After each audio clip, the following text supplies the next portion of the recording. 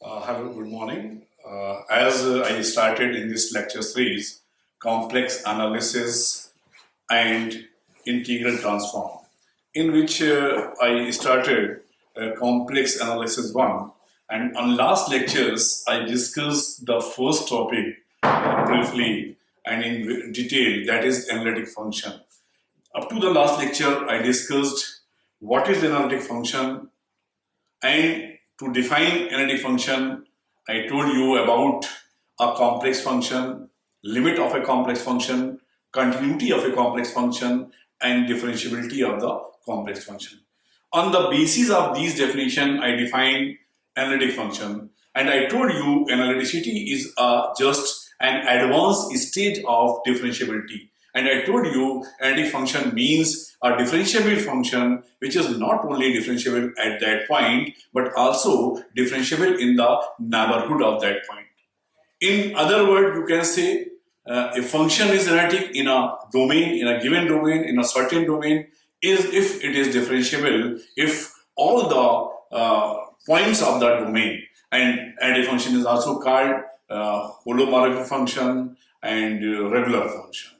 And also, I told you that there is a necessary and sufficient condition for any function to be analytic, to check whether it is analytic or not. And these conditions having two equations, and these two equations are known as, are called Cauchy-Riemann equations, means CR equation. And also, I took some numerical examples, sums in which you see that by the using CR equations, we can check, we can find that given function is analytic or not. In this lecture now, I am going to discuss the last topic of the analytic function. That is, there is also a function which is called harmonic function. First, I will discuss here today what is the harmonic function, and then what is its conjugate, which is known as harmonic conjugate function. What is harmonic function? If we take a function of two variable phi of x, y, and you know that we have a standard equation of differential equation, that is del square phi del x square del square phi del y square. This is a standard equation of differential equation, and you know that it is called Laplace equation. It is called Laplace equation. If phi satisfies this equation, then we say that phi is harmonic function. Means phi is said to be harmonic function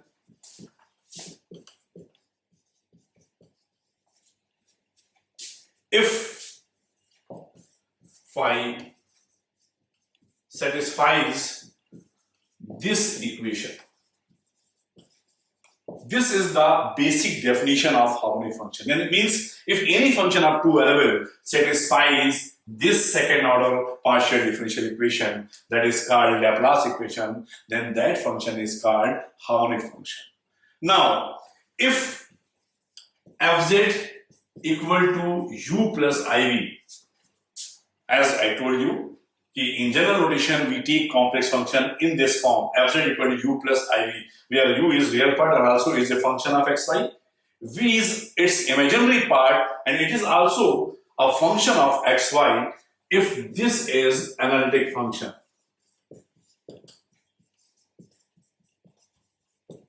If this is analytic function, then u and v are both harmonic. Both harmonic, that means u and v satisfy the Laplace equation.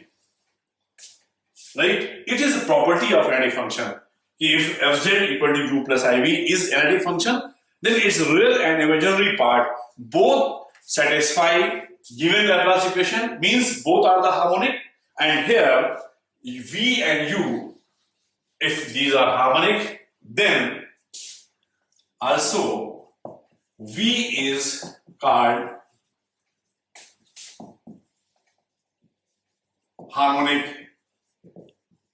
conjugate of U. Both are harmonic and V is called harmonic conjugate of U, or vice versa. You can also be said as harmonic conjugate of V. This is the property of any function, and if you think how is it possible, what is the basic concept of this property, then you can check it, you can verify it by by CR equations. Because if this is analytic function, fz equal to u plus iv is analytic function, then you know that u and v satisfying, since fz, if you want to verify how both are harmonic function, then you can check fz by is analytic function.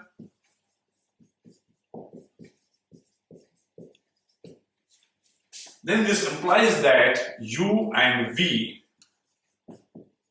satisfy CR equations. CR equation means del u by del x equal to, I have already told you, del v by del y, and del u by del y equal to minus del v by del x. You know that these are CR equations, and that is the basic property, that is the necessary and sufficient condition for a function to be analytic. So by these equations we can check this is, if we take first equation, del u by del x equal to del v by del y. If we differentiate it again, differentiate with respect to x partially, again we get, that is in left hand side, del square by del x square and del square v by del x del y. That is, take as equation number 1. Similarly, take second equation.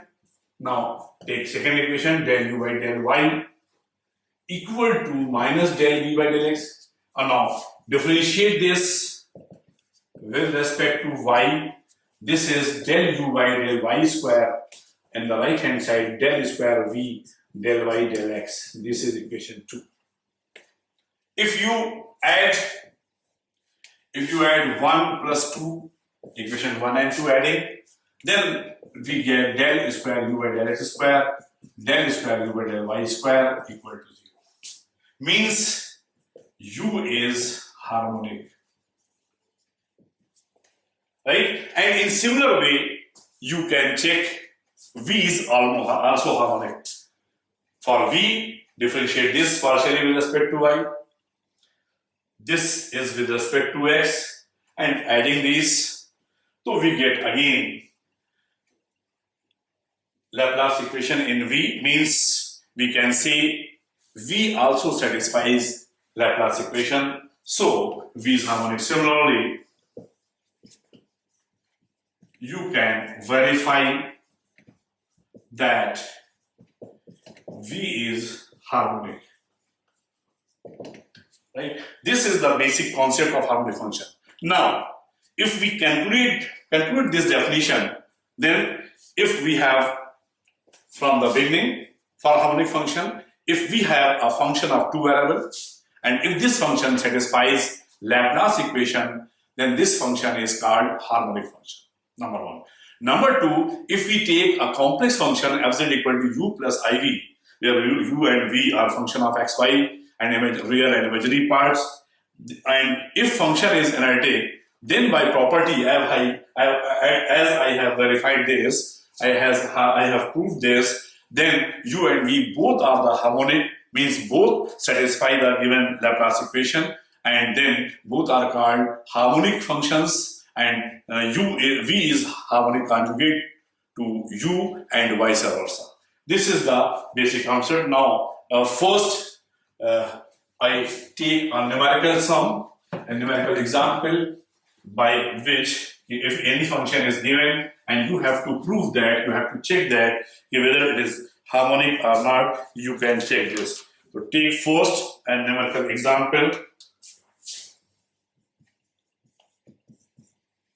Numerical examples, that is, if u of xy equal to x square minus y square, v equal to y upon x square plus y square. If this is given, then prove that u and v are both harmonic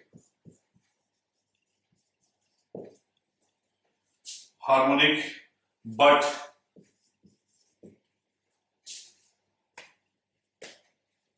not harmonic conjugate,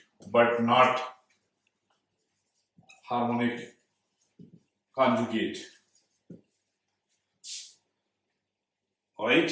Or you can say also another statement, fz equal to u plus iv is not analytic. If you take this numerical example, numerical sum, then you more clear the concept of harmonic function. So first we have to prove that u and v both are harmonic. This is simple. You calculate the del u by del x partial derivative. Del u by del x is 2x, and then del square u by del x square equal to 2. Similarly, calculate del v by del x first derivative of this.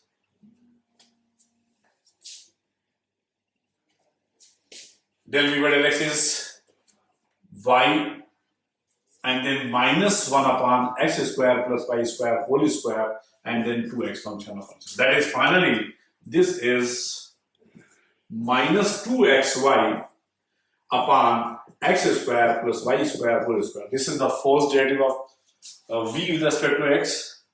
Similarly, second derivative of v with respect to x is, this is the, now 2y is constant. 2y is constant.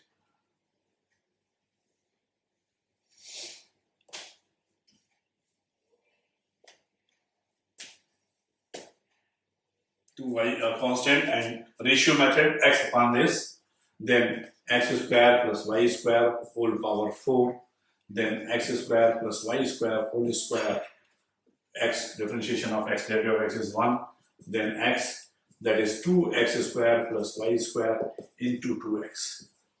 This is, take x square y square whole square common in numerator and denominator, cancel out, then finally we get minus 2y, that is 1 power of x square plus y square minus 4x square upon x square plus y square whole cube, right? That is, finally, this is minus 2y and y square minus 3x square upon x square plus y square whole cube.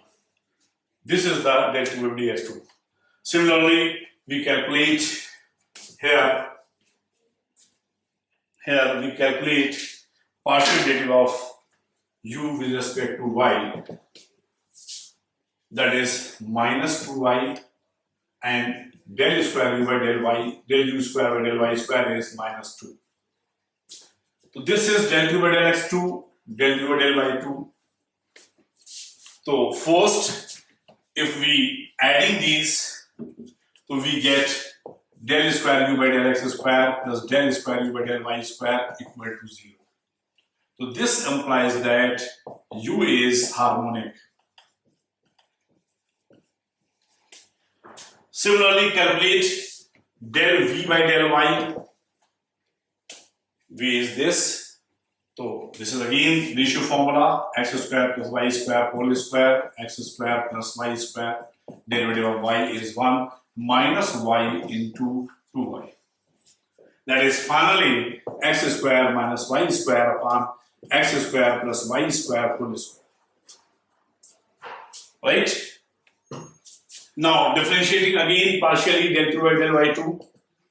This is x square plus y square whole power 4, x square plus y square.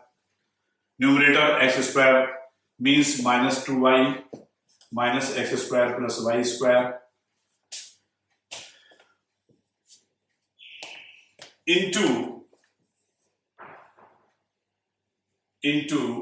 2x square plus y square into 2y, right? Again, take common x square plus y square, numerator and denominator, one power cancel out, that is minus 2y.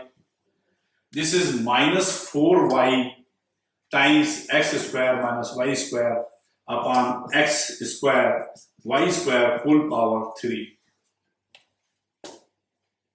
If you calculate this, that is this 2y. First, we take this function partial derivative with respect to y, ratio formula f upon g, x square plus y square whole square, x square y1, then 2y, that is 2y square minus this. Differentiating again, denominator x square plus y square whole square, 2y, first one term is missing here, that is 2y times x square plus y square, only one power is common, x square minus y, 4y, upon x square plus y square whole cube. Finally, if you calculate this here, the 2y is common out, that is x square or x square plus y square minus plus 3y square upon x square plus y square whole power cube. So here this is d2 dx2, that this is d2 dy2. Now adding these we get del square v. Adding these we get del square v del x square del 2 by del y2. This is equal to minus 2y times y square minus 3x square upon x square plus y square whole cube plus 2y times x square plus 3y square upon x square plus y square whole cube. Now this is the LCM, x square plus y square whole cube, and if you see here, then this is 2y square, this is 2y, sorry, this is 2y square, this is 2y square. If you take this, then 2y, this is 3y square. Then you take this 2y is common out, that is minus y square plus 3x square plus x square or plus 3y square. If we take this minus plus plus,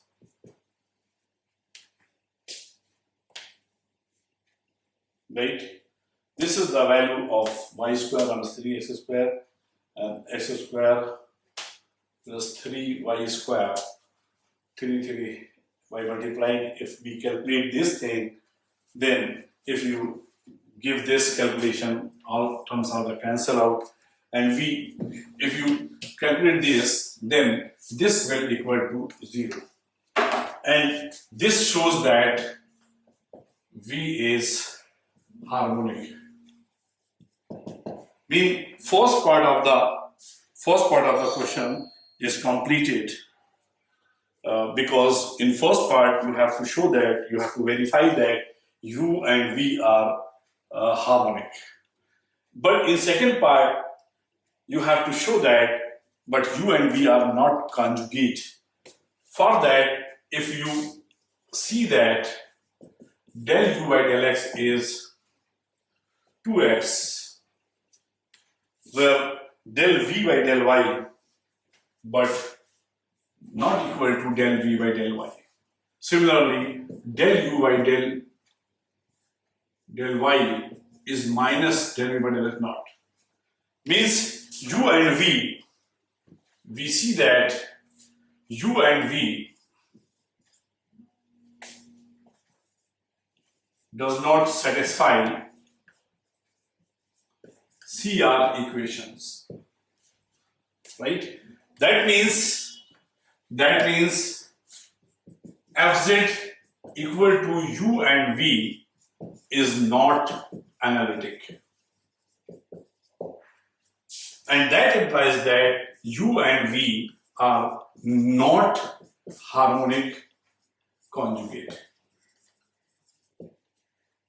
Right? This is the example by which you can see that if any function is given and you have to check whether it is harmonic or not, you can check. Means what is the basic process? If any function is given and you have to check whether it is harmonic or not harmonic, first you calculate the second order derivative of that function with respect to x and with respect to y, and calculate their sum. Adding this, if this sum is 0, then function is harmonic, as I verify here in this example.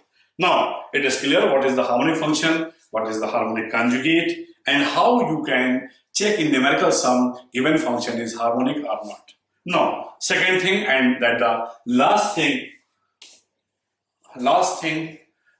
is the construction of analytic function. That is the last topic of this chapter, you can say. What is the method to construct analytic function, construct an analytic function? That is the last topic, construction of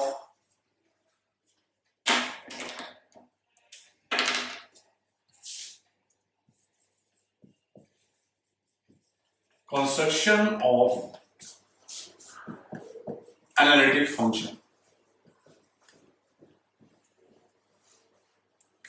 Construction of analytic function. That is the last topic. There are various methods to construct analytic function, in which very simple and very easy method, that is the Millin-Thomson method.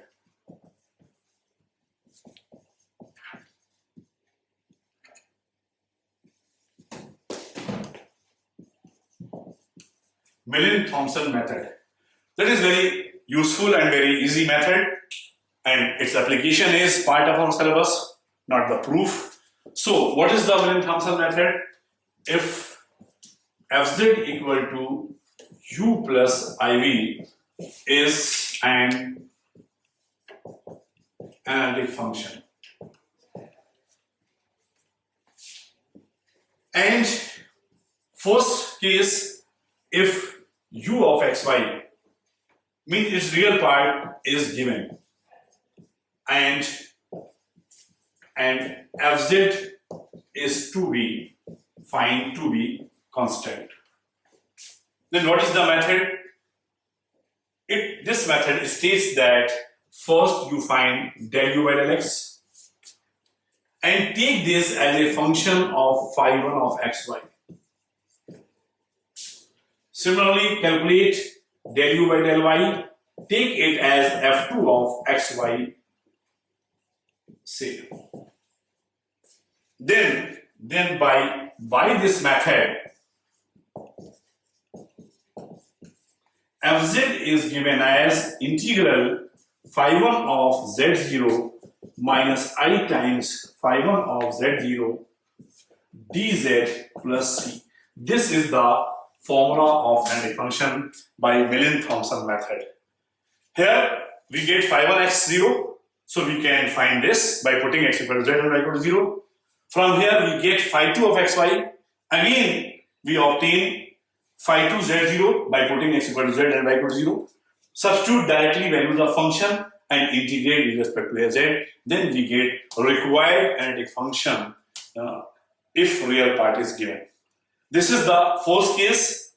Second case, if imaginary part is given, then also Millin-Thomson method. The second part, if imaginary part f x y is given, then first you calculate partial derivative of v with respect to y. Take this another function psi 1 of xy, say, and del v by del x, take this psi 2 of xy. Then by this method, analytic function is defined as fz equal to integral psi 1 of z0 plus I times psi 2 of z0 dz plus c. This is the formula if imaginary part is given. Similarly, same formula. First you calculate partial derivative with respect to y. This is the change. Here with respect to x. But here firstly with respect to y. Take this as a function of psi 1. Then partial derivative with respect to x. Take this psi 2. Then directly this formula. And from here you can obtain psi 1 z0 by putting x equal to z and y equal to 0. Psi 2 z0 from here, put x equal to z and y equal to 0. And then this. So this is the Millen-Thomson method by which we can construct any analytic function if real and imaginary part are given. Two possible cases also maybe discussed on this method. If real imaginary parts are not given, but their sum or their differences are given. Okay, in this lecture, I will discuss if sum and differences of real imaginary part given, then how you can construct analytic function, and then I will take some numerical examples how you construct an analytic function if real or imaginary part are given, or sum and difference of real and imaginary part are given. Okay, thank you.